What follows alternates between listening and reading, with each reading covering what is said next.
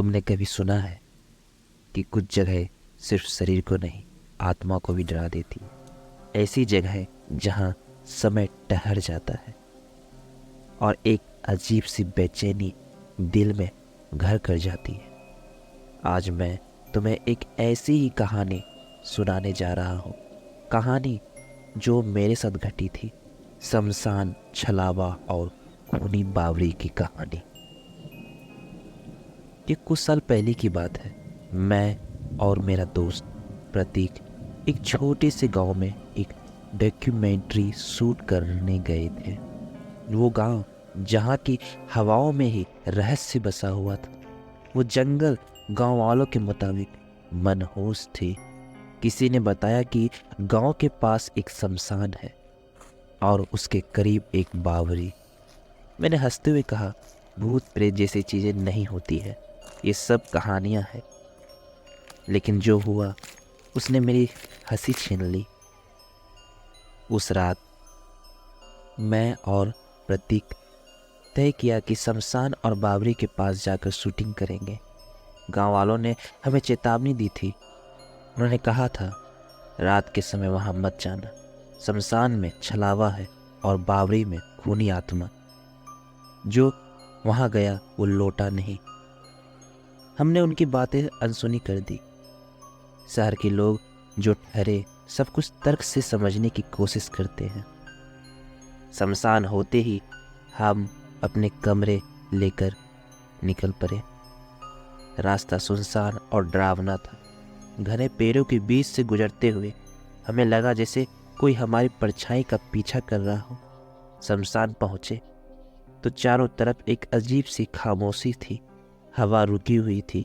प्रतीक ने कहा, यार यहाँ कुछ सही नहीं लग रहा। लेकिन मैंने उसे शांत कराया।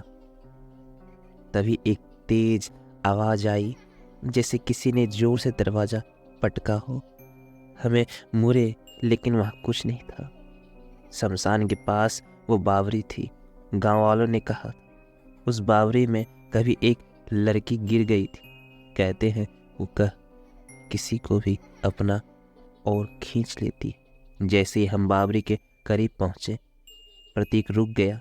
उसकी आंखें चौड़ी हो गई। उसने कांपती आवाज में कहा, भाई वहाँ कोई खड़ा है। मैंने ध्यान से देखा। बावरी के पास एक औरत खड़ी थी। उसके बाल बिखरे हुए थे और उसकी आंखें वो खून जैसी लाल थी। मैंने कमरे को लेंस उसकी ओर घुमाया, लेकिन जैसे ही मैंने रिकॉर्डिंग शुरू की वो औरत गायब हो गई। और अगले ही पल हमने महसूस किया कि कोई हमारे पीछे खड़ा है। हम दोनों पलटे तो एक साया था। वो एक पल में हमारे सामने आया और फिर गायब हो गया। प्रतीक चीख पड़ा, ये छलावा है, भागो। हम जैसे तैसे वहां से भागे, लेकिन वहां साया हमारे पीछे पीछे था। रास्ते में प्रतीक अचानक गिर पड़ा। मैंने उसे उठाने की कोशिश की, लेकिन उसके चेहरे पर खून था। उसने मेरी ओर देखा और धीमी आवाज में कहा, वो बावरी की औरत मुझे खींच रही है। मैं उसे छोड़कर भाग नहीं सकता। मैंने उसकी मदद करने की कोशिश की, लेकिन तभी मुझे एक ठंडी सी सांस अपनी गर्दन पर महसूस हुई। जब मैंने पीछे मुड़कर देखा तो वही औरत वो मेरे इतने करीब थी कि उसकी घिनौनी मुस्कान तुमने कभी छलावा के बारे में सुना है? उस रात नहीं सुना। मैं किसी तरह वहां अच्छा से बचकर भाग निकला। काश लेकिन मैं भी प्रतीक नहीं वो कभी सुनता। नहीं लौटा। गांव वालों ने बाद लेकिन ये में कहानी कहा, मुझे छलावा अभी और तक खूनी सोने नहीं बावरी ने देती।